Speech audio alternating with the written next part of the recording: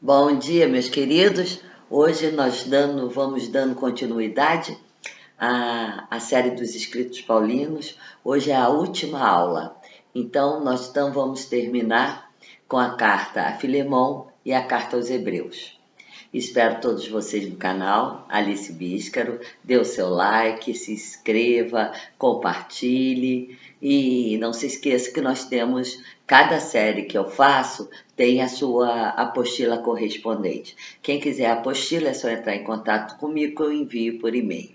Então, estamos todos aqui unidos novamente e vamos seguir em frente. Então, hoje termino a aula sobre os escritos paulinos e na próxima semana começaremos uma nova série do Novo Testamento. E na quarta-feira agora, dando continuidade ao Antigo Testamento, vamos falar da literatura profética. Então vamos seguindo em frente com Paulo. A carta a Filemão tem um tema em um tom extremamente afetuoso. Esta é certamente uma carta autêntica de Paulo. Filemão era um cristão de elevada posição social que vai ser convertido por Paulo e tinha como outro, escravo, ele tinha um escravo chamado Onésimo, que também fora convertido, era também cristão. E esse escravo fugiu de Filemão, que era seu senhor, e aí refugia-se junto a Paulo. E lá em Colossenses 4:6, ele vai ser referido como aquele irmão fiel e querido. Este fato era um motivo grave, porque naquela época a escravidão não era ligada como nós temos hoje, não era um fato, a sociedade não era contra os escravos, e Paulo também não era, e Paulo fazia parte do seu contexto social. Então ele dizia o seguinte: tanto para escravo, para quem ele estava acolhendo, como quem o escravo pertencera, todos eram irmãos. Irmãos porque pela própria fé, a fé que acolhia nesse momento dava status tanto do Senhor como do escravo de irmão, irmão pela fé, irmão em Cristo Jesus. Paulo, prescindido da questão legal, porque isso para Paulo ele sabe que era um direito do Senhor, ter de volta o seu escravo, vai enviar o presente bilhete e pede a Filemão que acolha de novo, não mais como escravo, mas sim Onésimo como seu irmão querido, um irmão na fé, e mais ainda, como se fosse o próprio Paulo. Vamos entender um pouquinho desse contexto. Há uma conexão grande entre as cartas a Filemão e a carta aos Colossenses. Além de um estilo bem semelhante, as mesmas pessoas são mencionadas em Filemão, como o próprio Onésimo, Arquipo e Lucas.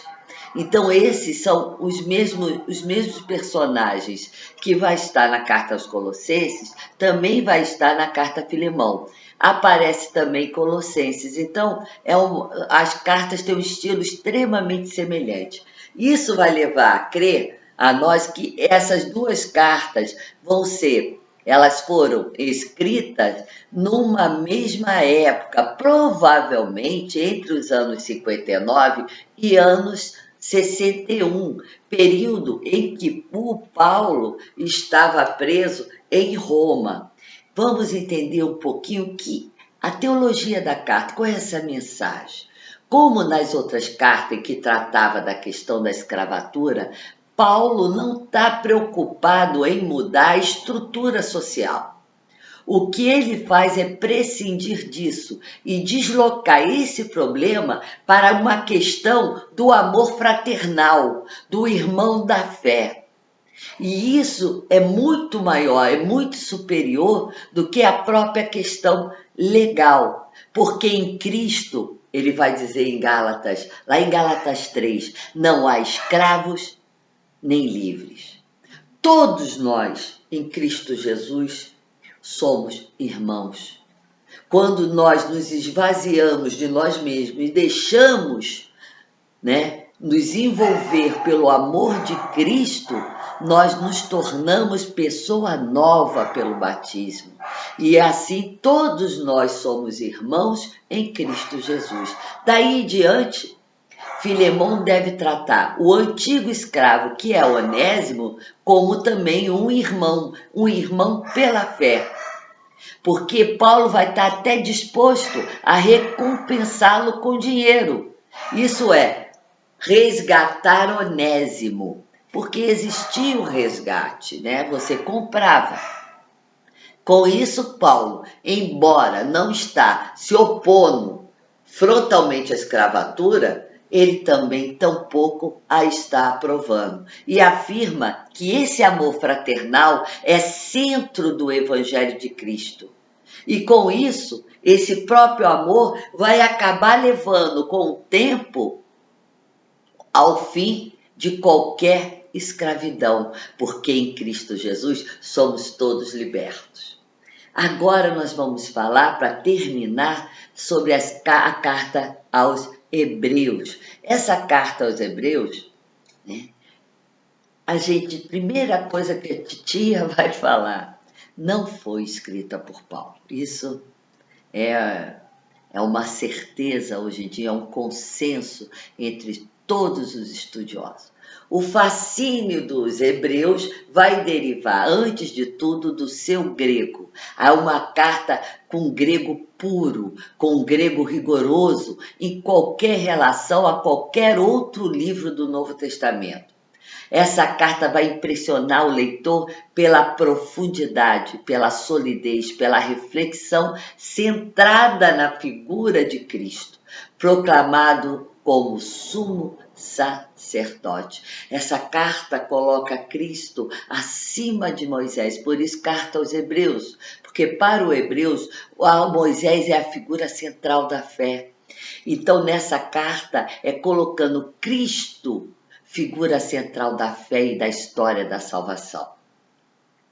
As exortações do escrito é destinado a sustentar a caminhada dessa comunidade que está em crise. As imagens, as expressões em que o autor recorre remetem à concepção do mundo e às realidades estranhas à mentalidade atual. Existem vários enigmas do livro. Torna-se denso o fato de permanecerem no anonimato, tanto o autor como também os seus destinatários. Vamos entender um pouquinho da teologia dessa mensagem. O escrito vai se estabelecer uma relação entre o antigo, né, que se lembra? Acabei de falar de Moisés, e o Novo Testamento, que é Cristo. Então ele vai ter, esse escrito ele tem uma perspectiva cristológica fundante. O tema central vai ser o sacerdócio de Cristo e o culto cristão. A novidade é grande. Uma pessoa, Jesus Cristo, Filho de Deus, irmão dos homens, é o sumo sacerdote superior a Moisés. Por sua morte e glorificação, ele é o mediador entre Deus e os homens, porque o mediador no Antigo Testamento para o povo judeu é Moisés, porque Moisés é que recebe a lei de Deus e vai passar ao povo escolhido, o povo da aliança. Então, essa carta é fundamental para a igreja, porque ela vai falar exatamente dessa mediação que agora nós fazemos não por Moisés, mas sim por Cristo.